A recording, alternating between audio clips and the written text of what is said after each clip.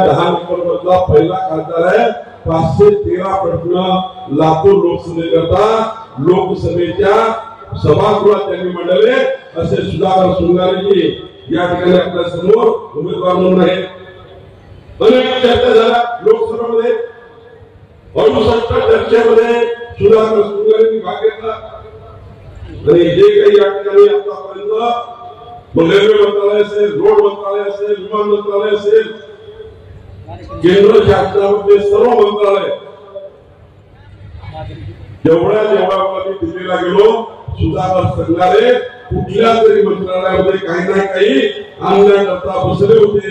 खऱ्या अर्थाने असा एक सभ्य इमानदार चांगला कार्यकर्ता निवडणुकीमध्ये उभा आहे।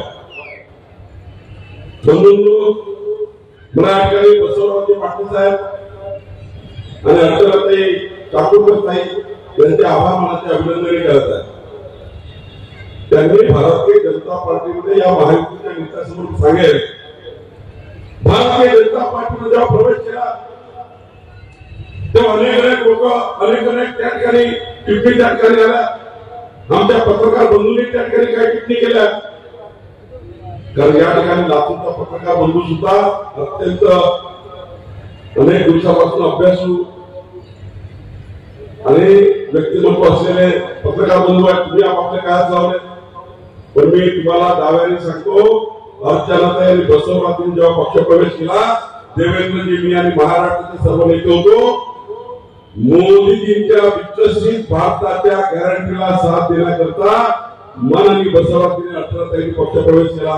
त्यांनी कुठलंही पक्षाकडून कोणती अपेक्षा व्यक्त केली नाही आणि मोदीजींचा विकसित भारताची गॅरंटीला साथ देण्याचा प्रयत्न केला। सुधाकर शृंगारेला आपण एकमत दिलं, मोदीजी प्रधानमंत्री झाले।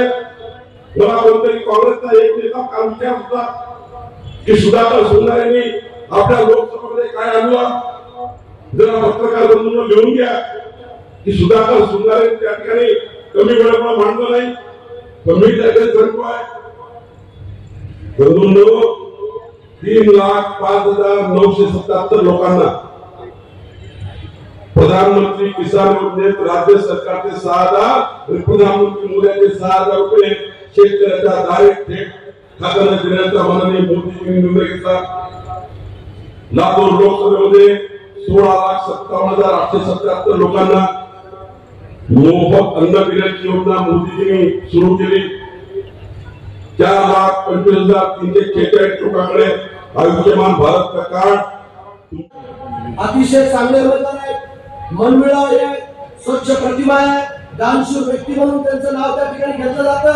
म्हणून तुम्हाला पहिल्यांदाच मी हात जोडून या ठिकाणी विनंती करतो की येणाऱ्या 7 तारखेला त्यांच्या नावासमोर, चिन्हासमोर कमळाचं बटन दाबून प्रचंड मताने सुधाकर शृंगारे साहेबांना त्या ठिकाणी विजय करावा। आणि बावनकुळे साहेब, मी आपले आभार व्यक्त करतो एक समाजाचा कार्यकर्ता म्हणून की महाराष्ट्रामध्ये प्रचंड मोठा आमचा समाज आहे आणि आपण दुसऱ्यांदा आमच्या समाजाला या ठिकाणी प्रतिनिधित्व दिलं, त्याबद्दल मी सर्व समाज बांधवांच्या वतीनं भारतीय जनता पार्टीचे त्या ठिकाणी आभार मानतो। मी आल्यापासून, मी तुमच्या सोबत आल्यापासून मित्रांनो, हे देशाची निवडणूक आहे आणि म्हणून तुम्हाला सर्वांना माहित आहे, संभाजी भैयाने आपल्या भाषणात सांगितलं, लोकलचे मुद्दे घेतले, खूप महत्वाचे मुद्दे घेतले, ते 100% आम्ही सगळेजण मिळून ते करण्याचा प्रयत्न नाही तर प्रयत्न करून ते घेणार म्हणजे घेणारच। पण तिसऱ्यांदा आपल्याला नरेंद्र मोदी साहेबांना पंतप्रधान करायचे आणि जनतेने ठरवलं ते होणार म्हणजे होणारच। गेली 10 वर्ष ज्या या देशामध्ये विकासाची गती जी घेतली ते नरेंद्र मोदी साहेबांच्या नेतृत्वाखाली त्या ठिकाणी घेतले। अनेक महत्वाकांक्षी, अनेक महत्वपूर्ण निर्णय त्या देशामध्ये नरेंद्र मोदी साहेबांनी त्या ठिकाणी घेतले आणि म्हणूनच त्याला साथ देण्यासाठी आमचे नेते आदरणीय अजितदादा पवार साहेबांनी ठरवलं की देश पुढे आपल्याला महाराष्ट्र असेल तर नरेंद्र मोदी साहेबांना त्या ठिकाणी साथ दिली पाहिजे। म्हणून आम्ही 2 जुलैला तुमच्यासोबत त्या ठिकाणी जोडलोय। मागच्या वेळेस फक्त शिवसेना आणि भारतीय जनता पार्टी होती, पण आता 11 पक्ष आम्ही तुमच्या सोबत त्या ठिकाणी आहोत आणि म्हणून बावनकुळे साहेब तुमच्या नेतृत्वाखाली, देवेंद्र फडणवीस साहेबांच्या नेतृत्वाखाली, शिंदे साहेबांच्या नेतृत्वाखाली, आमचे नेते आदित्यनाथ पवार साहेबांच्या नेतृत्वाखाली नक्कीच आपण 45 पार केल्याशिवाय राहणार नाही हा विश्वास सुद्धा तुम्हाला देतो. जिल्हा परिषदेच्या महानगरपालिकेच्या निवडणुका लागल्या.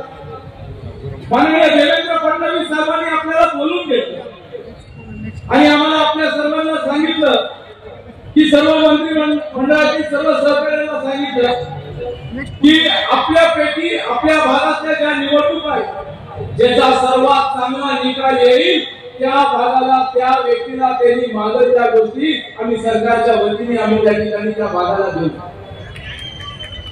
आपल्याला आठवत आहे 2017-18ची निवडणूक साहेब, एखादी जिल्हा परिषद भारतीय जनता पार्टीला मिळाली का नाही?